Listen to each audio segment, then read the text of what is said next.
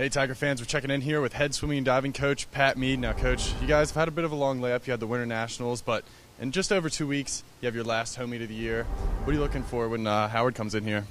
The biggest thing is that we'll see what the kids do when they go home during break. You know, they'll go home, they'll have a few days off, but then they do need to train when they're at home, and we'll see what type of shape they are when we get back. And we've got Howard, which will kind of give us a little bit of an ease in to getting back into the dual meets. We'll move some people around, and by that following week when we swim, I think it's George Mason, we'll have to be zeroing in on the conference team and figuring out who is going to be going to the conference meet. So the next 2 weeks, 2.5 weeks, will really tell where we're at as a team and what we're going to be doing going into February. After you guys get back here on January 5th, you have a pretty busy schedule through January and into February. What are you going to use from the fall, because you guys had a pretty busy schedule then, moving into the spring?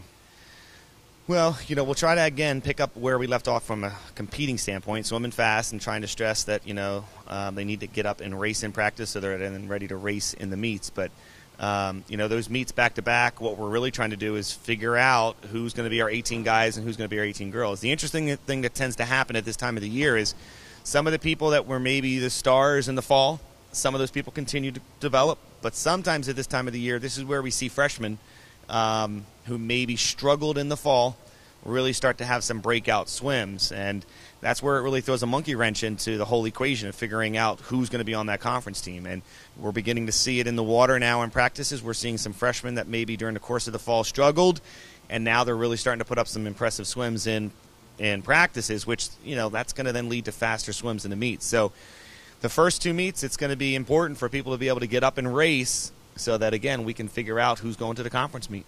And you guys got some pretty big news on the recruiting trail. You got a couple national letters of intent signed. How exciting is that for the program and the other people on the team? Well, that again, right now what we've been doing with those kids that have signed early and gotten the commitments from the kids that are saying they're coming is we've been tracking their progress right now. And we've had some of the same thing happen with some of our early recruits. We signed them.